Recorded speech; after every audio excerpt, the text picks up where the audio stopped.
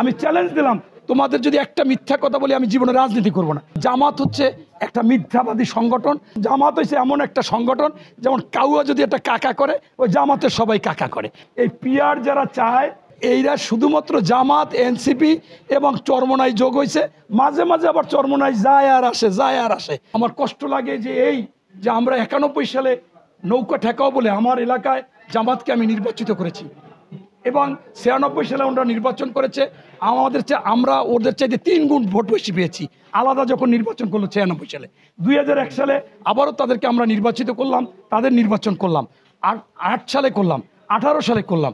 অতএব এরকম একটা যে আমি সরাসরি তাদের কাজ করেছি, তারা যদি আজকে আমার একটা বক্তব্য কাট করে কেন্দ্রীয়ভাবে বাঁশের কেল্লা দিয়ে ছেড়ে প্রত্যেককে ছেড়েছে।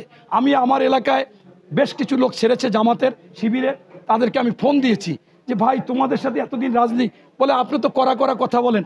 আমি চ্যালেঞ্জ দিলাম, তোমাদের যদি একটা মিথ্যা কথা বলি আমি জীবনে রাজনীতি করব না। এখন সত্য কথা তো বলতে হবে, তোমরাও বলো আমিও বলি। আমার বিএনপির নেতাদের, আমার স্থায়ী কমিটির মেম্বারদেরকে আবু তাহের ক্লাস নিবে, এইটা তো আমি মানতে পারি না এবং সেই জন্য আমি এটা করেছি। দুইজনে আমাকে বলল যে এটা জামাতের নির্দেশ, আমাদের ছাড়তে হবে।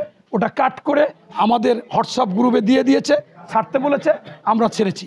এরকম হাজার হাজার ছেড়ে এই যে করতেছে, এই জন্য আমি আজকে কষ্টে দুঃখে বলতেছি যে জামাত হচ্ছে একটা মিথ্যাবাদী সংগঠন, জামাত হচ্ছে একটা গুজব এবং মানুষের ষড়যন্ত্রকারী সংগঠন।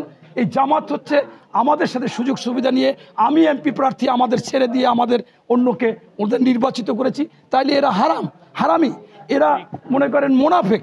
আপনাদের কাছে বলি, আপনারা ইতিমধ্যে পিআর কে চান? বলে আমরা কেউ পিআর চাই না, একজনও চায় না। এরপরে আমি প্রেস ক্লাবে 4 দিন আগে দাঁড়িয়ে ওই সামনে যারা যায় আমি বললাম আপনি কি পিআর চান? কেউ চায় না। অতএব আপনি জামাত বলতেছে 90% লোক পিআর চায়। আপনারা কাগজ কলমে আগে দেখেছেন যে বাংলাদেশে 33, 34, 35% বিএনপি, 37% আওয়ামী লীগ। তাহলে আমাদের এই 35% কি চলে গেছে? বরঞ্চ তো আরও আমি মনে করি আওয়ামী লীগের যারা নিরীহ ভালো তারা আমাদের সাথে আরও যোগ হয়েছে। তারা কখনো স্বাধীনতা বিরোধী শক্তির সাথে কখনো আওয়ামী লীগ যাইতে পারে না, যাবে না। তাইলে আমাদের ভোট তো আরও বৃদ্ধি পাওয়ার কথা। সেইখানে উনি কিভাবে ওনারা জানে যে 90% লোক পিআর চায়? এবং আপনারা জানেন 53টি দল নিবন্ধিত। এই 53টি দলের মধ্যে ম্যাক্সিমাম দলই আমাদের সাথে নিবন্ধিত দল। তাইলে ওনাদের কিভাবে 90% লোক পিআর চায়? আমি তো মনে করি এই পিআর যারা চায় এইরা শুধুমাত্র জামাত, এনসিপি এবং চরমনায় যোগ হয়েছে। মাঝে মাঝে আবার চরমনায় যায় আর আসে।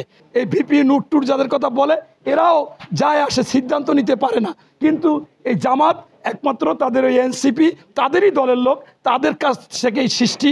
এই আসিফ মাহমুদ এই এখন বর্তমানে এলে সে গডফাদার, তার বাবাও গডফাদার, সেও গডফাদার। এত অপরাধ করতেছে, তার তো বিচার হইলে শেখ হাসিনার চাইতে বেশি বিচার হওয়ার কথা। যে ধরনের দুর্নীতি করতেছে সেইখানে। আর নাহিদ এরা আসলে শিবিরের প্রোডাক্ট। এখন তারা একই সুতায় গাঁথা, একই কথা বলে। বাংলাদেশে যদি 8%, 9% জামাত হয়ে থাকে, এই 10% লোক হয়তোবা ওরা চাইতে পারে। কারণ জামাত হয়েছে এমন একটা সংগঠন যেমন কাউয়া যদি একটা কাকা করে, ওই জামাতের সবাই কাকা করে। আপনার শিয়ালের মতো যদি এটা হুক্কা হু দেয়, ওরা সবাই হুক্কাও দেয়।